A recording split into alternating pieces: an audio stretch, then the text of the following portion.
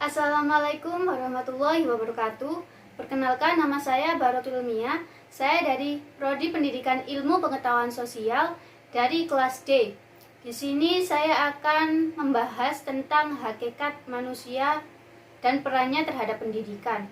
Sebelum saya membahas tentang peran hakikat manusia terhadap pendidikan, saya akan membahas terlebih dahulu tentang hakikat manusia itu sendiri.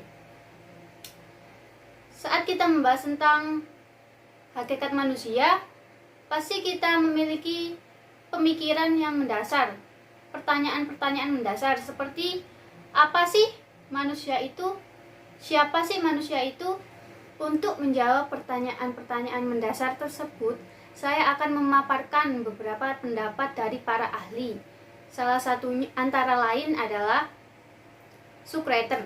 Menurut Socrates, manusia merupakan zone pollution atau hewan bermasyarakat.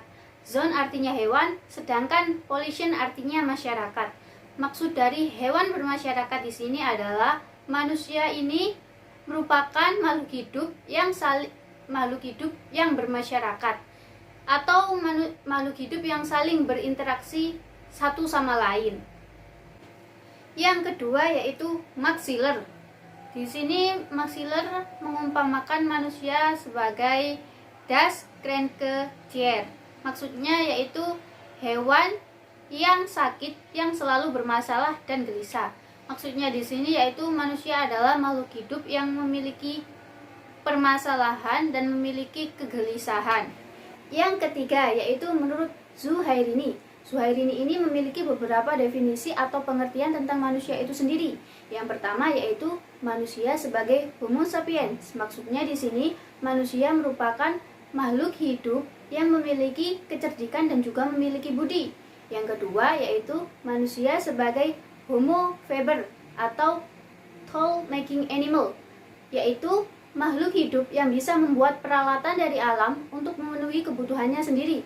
Yang ketiga yaitu manusia sebagai Homo economos. Maksudnya di sini manusia merupakan makhluk hidup yang memiliki sifat ekonomi. Yang keempat yaitu manusia sebagai Homo lingual. Maksudnya di sini manusia merupakan makhluk hidup yang bisa membuat bahasanya sendiri dan juga bisa menjelmakan pikiran serta perkataan manusia dalam kata-kata yang sudah disusun. Dari berbagai penjelasan di atas, dapat disimpulkan bahwa manusia merupakan makhluk yang diciptakan oleh Tuhan yang paling sempurna, yaitu memiliki akal, pikiran, kecerdasan, dan juga memiliki kepercayaan. Sehingga hal itulah yang bisa membuat manusia berbeda dari makhluk hidup yang lainnya. Hakikat manusia merupakan kata kunci untuk mengenal tentang hakikat pendidikan.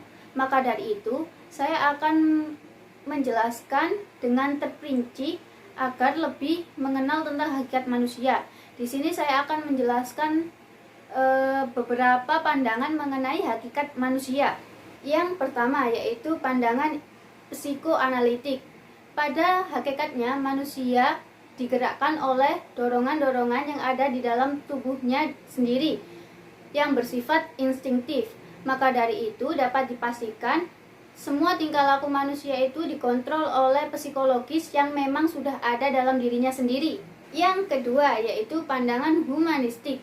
Menurut para ahli humanis, manusia digerakkan oleh dorongan-dorongan yang ada di dalam dirinya sendiri untuk mencapai tujuan yang lebih baik atau lebih positif.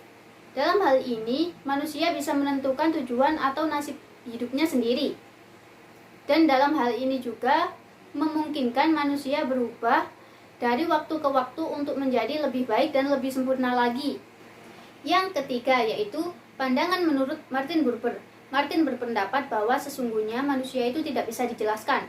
Manusia itu seperti ini atau manusia itu seperti itu. Namun, Martin berpendapat bahwa manusia itu merupakan makhluk hidup yang ada dan memiliki potensi. Namun potensi itu dibatasi oleh alam. Keterbatasan itu hanya bersifat faktual sehingga kegiatan atau tingkah laku yang akan dilakukan manusia tidak bisa diprediksi ke depannya. Yang keempat yaitu pandangan behavioristik. Maksud dari pandangan ini yaitu manusia itu sesungguhnya makhluk hidup yang bersifat rasional, dan juga manusia itu merupakan makhluk hidup yang digerakkan oleh faktor yang ada di luar dirinya sendiri, seperti faktor dari lingkungan. Kemudian terdapat beberapa pandangan-pandangan atau definisi mengenai hakikat manusia itu sendiri, yaitu manusia merupakan makhluk hidup yang memiliki banyak dimensi, di antara lain dimensi keindividualan, dimensi kesosialan, dimensi kesusilaan, dan dimensi keberagamaan. Yang pertama yaitu dimensi keindividualan. Maksudnya di sini yaitu manusia merupakan makhluk hidup yang dilahirkan atau memiliki potensi untuk menjadi dirinya sendiri, berbeda dengan yang lainnya. Tidak ada diri individu ini yang bisa dikatakan identik atau sama di dalam dunia ini. Bahkan, anak kembar pun tidak bisa dikatakan sama, meskipun secara fisik memang terlihat sama, seperti wajahnya terlihat sama. Akan tetapi, di setiap individu anak kembar ini memiliki perbedaan, mulai dari keinginan, kecenderungan, cita-cita, dan perasaan. Yang kedua yaitu dimensi kesosialan. Pada hakikatnya manusia telah dilahirkan dan telah ditakdirkan untuk hidup bersama orang lain, dan juga manusia dilahirkan sudah memiliki potensi sebagai makhluk sosial. Maksud dari makhluk sosial ini yaitu manusia itu tidak bisa hidup sendiri. Manusia itu bergantung dengan manusia yang lain, dan manusia butuh interaksi antara manusia yang satu dengan manusia yang lain. Yang ketiga yaitu dimensi kesusilaan. Pada dasarnya manusia ini tidak hanya dikaruniai dengan dimensi keindividualan dan dimensi kesosialan, akan tetapi manusia juga dikaruniai dengan dimensi kesusilaan atau moralitas. Maksud dari dimensi kesusilaan dan moralitas ini adalah sesungguhnya dalam diri manusia ini terdapat kebaikan, dalam arti kesusilaan atau moral, seperti bersikap jujur dan berperilaku adil. Yang keempat yaitu dimensi keberagamaan. Pada dasarnya manusia merupakan makhluk hidup yang religius. Sebagai makhluk hidup yang religius, tentunya manusia menyadari dan meyakini bahwa terdapat kekuatan supranatural yang ada di luar tubuh dirinya sendiri. Kekuatan supranatural itu dalam sejarah manusia disebut dengan berbagai macam nama. Salah satu di antaranya yaitu disebut dengan Tuhan. Kemudian saya akan membahas mengenai pendidikan.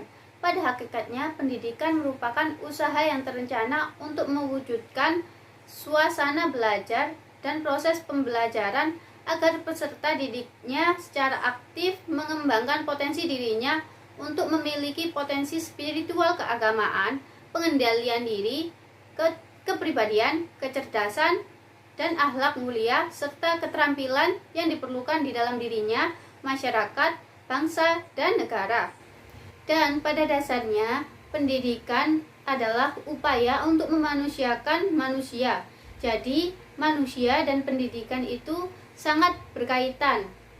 Dan fungsi dari pendidikan yaitu untuk menyadarkan manusia agar manusia lebih mengenal, melihat, dan mengetahui realitas kehidupan yang ada di sekelilingnya. Jadi intinya pendidikan harus didasarkan pada konsep dasar tentang manusia. Tanpa adanya kejelasan tentang konsep dasar manusia, pendidikan tidak akan berjalan dengan lancar. Bahkan pendidikan tidak dapat dipahami secara jelas tanpa memahami terlebih dahulu tentang hakikat manusia secara seutuhnya.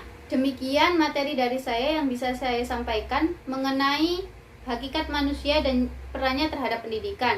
Apabila terdapat kesalahan mengenai penjelasan dari saya mohon maaf yang sebesar-besarnya. Wassalamualaikum warahmatullahi wabarakatuh.